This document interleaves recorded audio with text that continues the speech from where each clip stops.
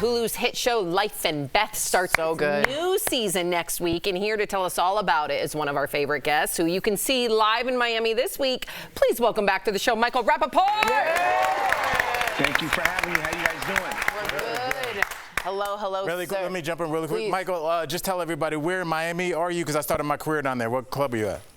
I'm at the Miami Improv Thursday, Friday, 3 shows tonight. Miami Improv. It's going to be a great night, great shows, a lot of fun. I like performing at the club, and I'm excited to be here with you guys on the Daily Blast Live. Yeah. Blasting it out daily and live. Thank you. You have to use all parts of that. Yes. Thank you. Appreciate that. All right. You made waves a few months ago. You never do that, sir. When you said you might be voting for Trump this year. But you've told us before you don't really like the guy. So I want to know what's changed. Talk to me. I don't like him. I'm never gonna like him. I don't like Biden. I don't like any of these politicians, to be honest with you. The more and more that I learn about politicians, it's the old saying. They're not likable. They're not trustworthy. They double talk. They play games. They backpedal. They don't apologize when they're wrong, which I think news people and politicians in general should be comfortable and be emboldened and feel strong enough and confident enough to apologize when they're wrong. Mm-hmm. I think that's a sign of strength, It is not a so sign of freeing weakness. to be able to apologize. When you just go, I totally messed. We said that all the time on the show. Yeah. Oh, I got that stat totally wrong. I was Right. talking about something, and then it's just gone. You don't have to double down on And then you everything. So believe yes, someone there's more. a freeing Yeah, moment here. Right. 100%.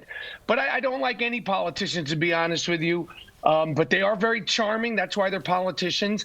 And as far as Trump is concerned, and Biden is concerned, where I stand now with everything that I believe in and that I want for Israel, everything I believe in that I want for my wallet, voting for Trump is on the table. I know it's shocking. I'll always call him names. I'm never going to like him. I'm never going to think his behavior is presidential or even acceptable for a citizen who's walking the streets. I think he's totally out of line. I think he doesn't know how to handle himself and handle the position with the grace and class that it deserves.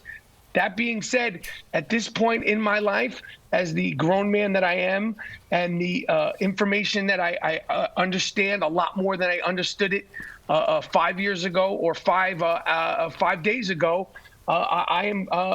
It's on the table, and that doesn't mean I have to like him, and that doesn't mean I have to even respect him, but it is on the table. All right. Fair. Well, thank you for your candidness. Okay, so let's talk about you. Let's talk about Life Beth. I watched season 1. I love you playing Amy Schumer's father. What is that like? Does it ever get weird? You two seem like 2 peas in a pod, by the way. It does get weird, but I love Amy. I love the show. I love the cast. I love the part. I love the sweetness and the heart of the character Leonard on Life Beth. The first season was great. The second season's even better. Michael Cera, who obviously everybody loves. There's a lot of surprises. The show, like I said, has a lot of heart, a lot of sweetness. It's a simple show. It's an honest show. It's a kind of a feel-good show, but it's Amy Schumer, so you know it's going to be funny.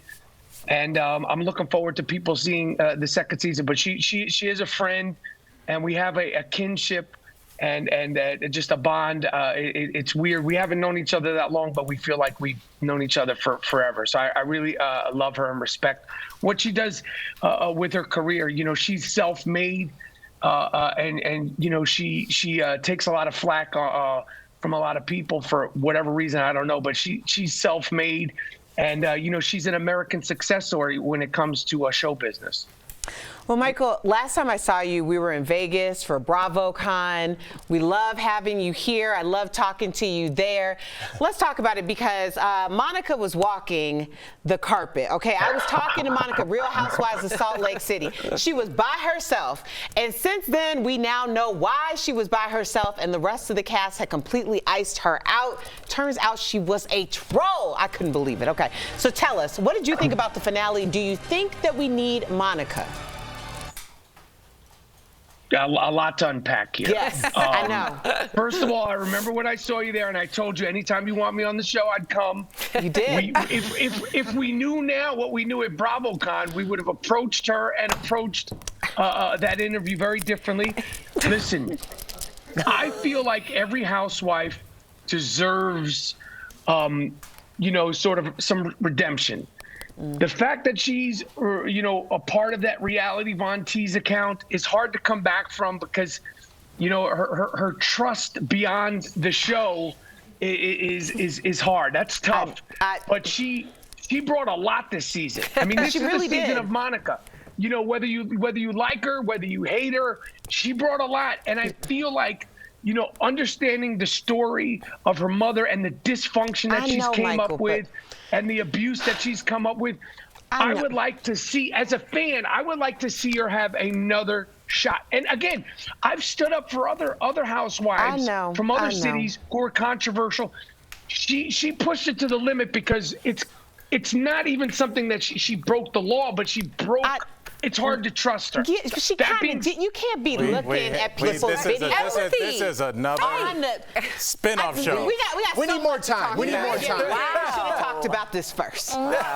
Thank you so much for joining us today, Michael. DBL Nation, do not miss the new season of Life and Beth, February 16th on Hulu, and be sure to see Michael live this Thursday and Friday at the Miami Improv. Get your tickets at miamiimprov.com. Thank you for dropping by. Thank you. We'll be right back. All right, you guys, I always appreciate you guys having me. Have a great week. You too. Take care. See you, man.